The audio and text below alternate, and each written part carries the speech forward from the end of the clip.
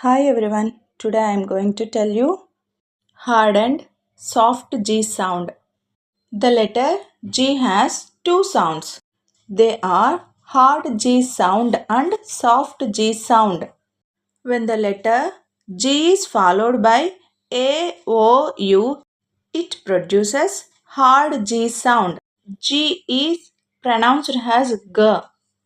Here you can observe some words got, game, gun, gate, goat, gum, gas, gap, gold, guest.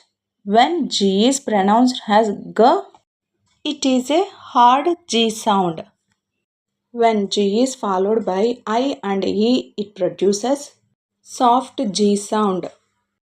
G is pronounced as J. Here you can see some words magic, cage, hues, ginger, gem, giant, age, giraffe. In these words, G is followed by I and E. So, G is pronounced as J. When G is pronounced as J, it is a soft G sound.